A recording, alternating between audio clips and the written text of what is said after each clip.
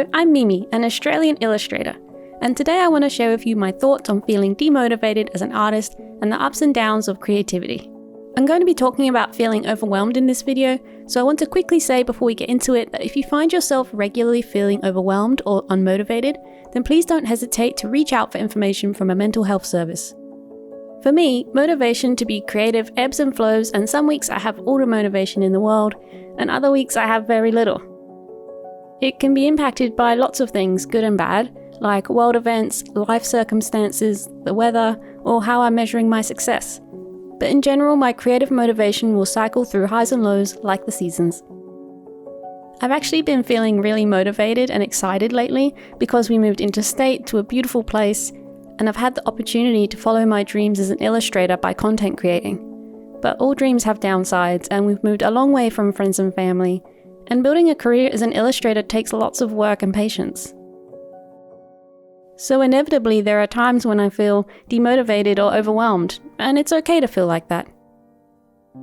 I was actually going to make this video about the coziness of winter, but when I started to feel a bit frazzled at the start of the week, I decided it would be a good opportunity to instead share my experience with periods of low motivation and recovering from a busy time. Although I've been really enjoying being productive and doing lots of creating these past couple of months, it's important to give myself a chance to recover, and feeling a bit frazzled is an indicator from myself that it's time to slow down and recharge to avoid burning out. I think us creatives put a lot of pressure on ourselves to be motivated and productive and create good art and build an audience and get good social media engagement, and to do it on top of everything else in our lives. Do you ever feel like there's just too much to learn or do to get to where you want to be? That's okay. I think we all feel like that sometimes. It's the hard things that are worth doing, and ups and downs are just part of the journey. So I'm going to focus my spare time this week on being gentle with myself, relaxing my expectations, and just putting aside a bit of time each day to do something that makes me feel calm or happy. I know that I can't always control the way I feel, but I can choose how I react to those feelings and how I treat myself. When I feel demotivated, I know it's part of the ebb and flow of creativity, so I accept it and gently move myself toward being motivated again by acknowledging negative feelings and then setting myself up to feel positive. To me, that means focusing on slowing down with fewer tasks and thinking more positively. Activity breeds activity, so I'll start with tasks that are easy to accomplish and just do one at a time with mindfulness.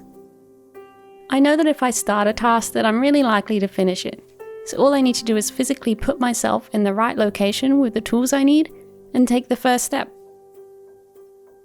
I'm making time to do things that bring me joy and take me away from the screen and that aren't for anyone else but me and my own enjoyment. You already know that I like to bake, so I'm going to make myself some flour-inspired cookies.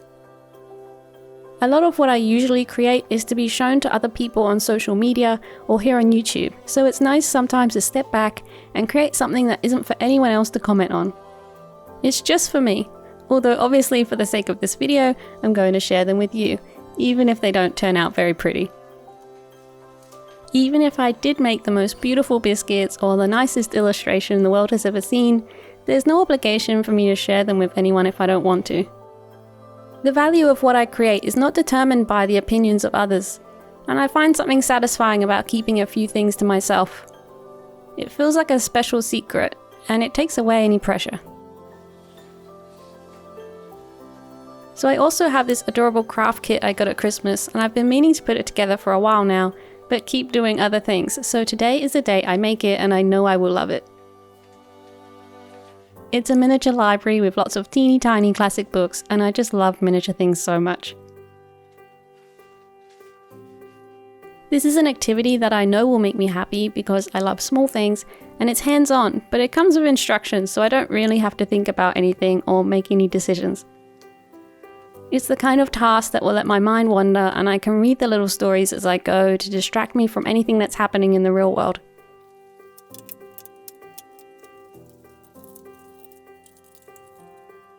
As much as real problems should be addressed, there's a lot of value in escapism and just switching off and giving that brain a rest.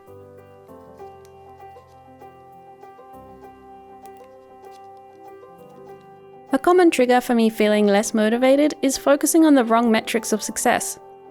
Have you ever made something that you really liked and shared it with others only to be disappointed by the reaction or the amount of engagement it got on social media? Did it make you second guess what you had created? Did you feel disheartened by it?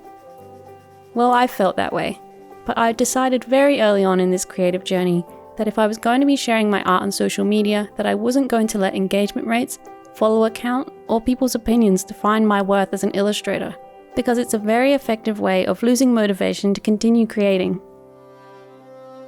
We get to choose what defines success for ourselves, and for me, success as an illustrator on social media means improving my art, building a positive community, encouraging others to be creative, and eventually making a living from my art. And it's important to me that these are all things that don't rely on algorithms or other people.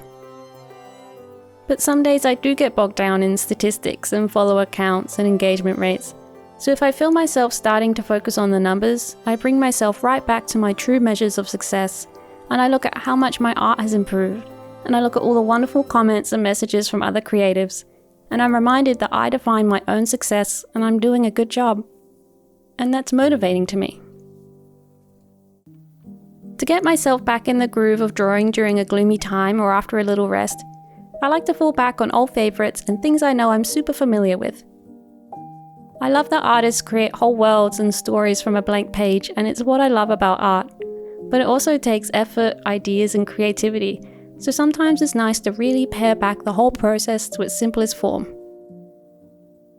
I remove all expectations of coming up with something unique and aim to just enjoy the process of putting pencil to paper with shapes that I know. I love drawing plants, and it's kind of meditative for me to fill a page with them, so it's the perfect, easy activity for me to do when I'm not feeling particularly creative. If you're feeling a little unmotivated and want to gently ease back into drawing, I've included this free, super simple pattern in the description for you to print or use on your tablet and trace over the shapes or just colour it in so you can enjoy the process of drawing without having to think about it. It's a nice warm-up for a gloomy day, and if you're starting to feel creative, you can begin customizing the shapes or drawing your own. I just think it's nice to do something simple like this with zero expectations. It takes me back to making art as a kid when I was just enjoying using my pens and pencils and didn't really care too much about what it looks like.